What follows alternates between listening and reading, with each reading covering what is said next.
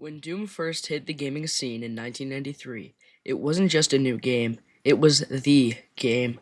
The one that completely shattered expectations, rewrote the rulebook, and changed the very foundation of what we know as gaming today. But more than that, Doom 1 and 2, in particular, laid the groundwork for the entire first person shooter genre.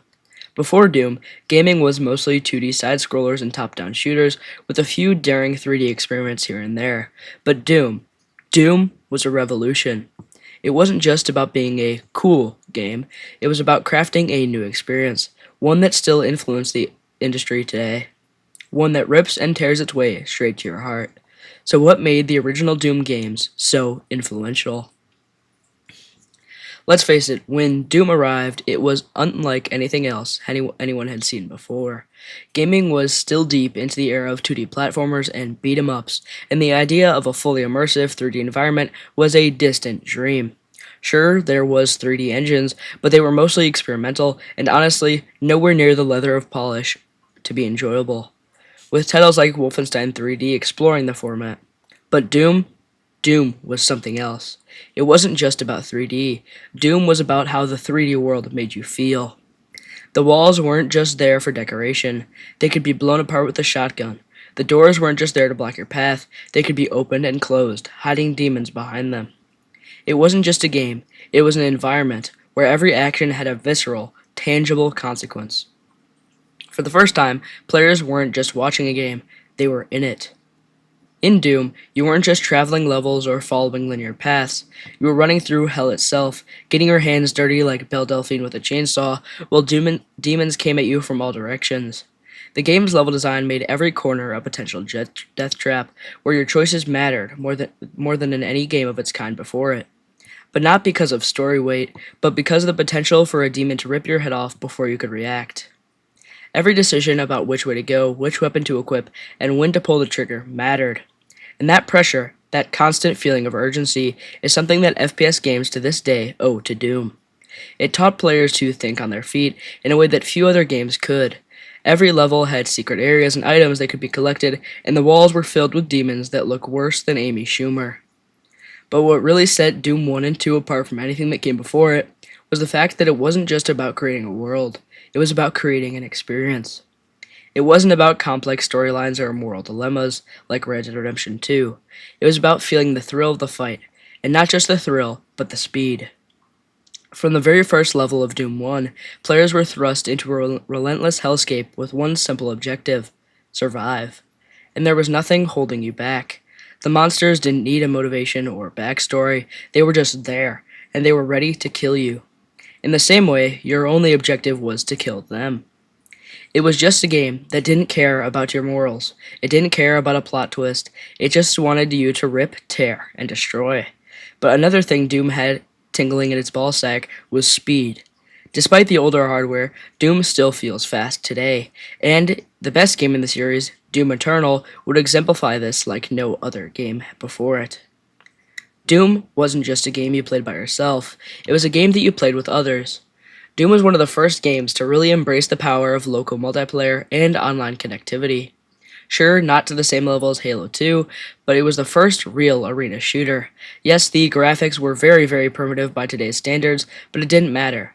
When you were in the same room as your friends, firing rockets and laughing as you pummeled each other with shotguns, nothing else in gaming felt quite as exciting.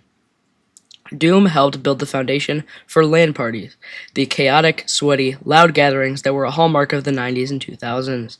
And let's not forget about Doom's iconic deathmatch mode, which became the blueprint for competitive multiplayer gaming, but nothing close to Mafia Boss Mobile, of course. Multiplayer was the cherry on top. The sheer tranquility and intensity of shooting demons while trying to avoid your friend's rockets was very addictive.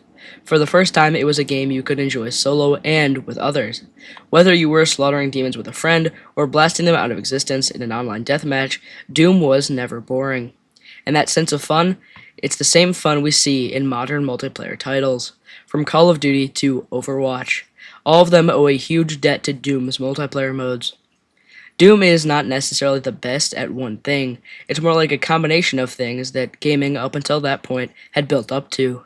That's what made it feel so different compared to the likes of Unreal Tournament, Quake, Wolfenstein, and Duke Nukem. Now let's talk about the level design, because Doom's levels weren't just about getting from point A to point B.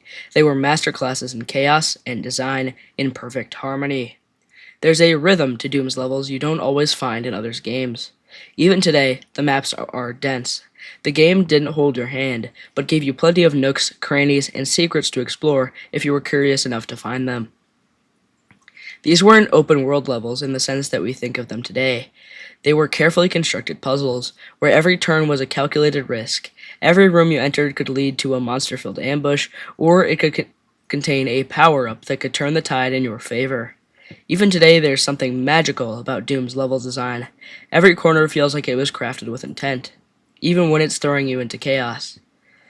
What made the levels so influential is that they were designed with a kind of intuitive flow, especially when you take a look at Doom 2. They weren't just mazes where you'd wander aimlessly. They were environments that made you feel something, whether it was the tension of a long hallway, the explosion of enemies that came out of nowhere, or the feeling of finally finding a secret room packed with ammo and health. The levels made the action feel earned. It was never about cheap thrills, it was about creating a meaningful experience that would stick with you long after you put the controller down. The environments in Doom also gave players a sense of place within a larger world. They didn't feel like a random series of rooms connected by corridors. They had character. The tech bases of Doom 1 felt lived in, like a place where people actually worked. The hellish landscapes of Doom 2 were a nightmare come to life.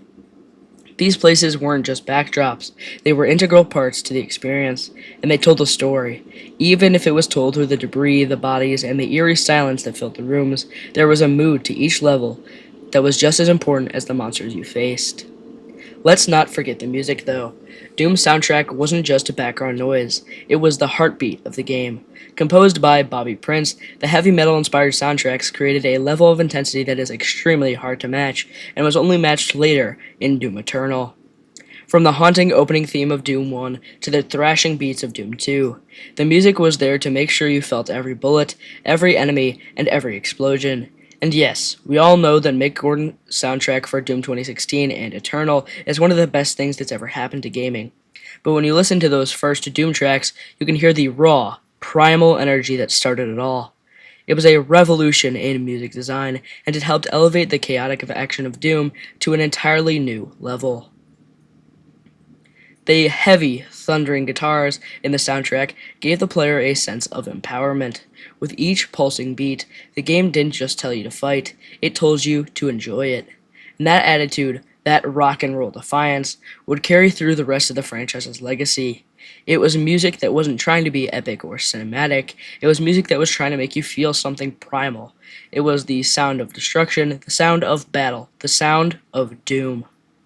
When we look back at the first two Doom games, we have to understand that they didn't just define a genre, they at the time embodied the entire culture of gaming. The fast paced action, the combat first design, and the rebellious attitude of Doom became a template that nearly every FPS that came after it would follow, with slight changes. Games like Quake, Half Life, Halo, and Unreal Tournament wouldn't exist in the same way, or, at this point, if Doom hadn't set the bar for what a first person shooter could and would be. It taught developers that FPS wasn't just about blowing things up. It was about the experience of being immersed in that violence, in that explosion, feeling every impact. It wasn't about the chaos, the speed, the tension, and yes, the joy of destruction. Even today, the Doom series still impacts how shooters are made, whether it's the raw energy of Doom Eternal or the critical acclaim of Doom 2016. You can trace the roots of those games back to Doom 1 and 2. They set the stage for everything that would come after, creating an identity for FPS games that would last for decades. And even to this day, Doom is still pumping, and it's continuing to go with the most recent release, Doom The Dark Ages, coming out a few days ago on the 13th. And I hope it can really embody that Doom feel. One thing Doom, even in these first two games, and especially in the third, Eternal, and 2016, has always been good at, is embodying that Doom energy while also adjusting the formula and trying something new without being afraid to do it. And here's the kicker. Doom's influence doesn't just live in the FPS genre, it's in every action game that came after it. Doom was a game about control. It didn't just give you power ups and let you blast demons, it taught you how to manage your own power. I give Doom 1 and 2 12 Master Chiefs out of 1 Cyber Demon. Alright, bye bye.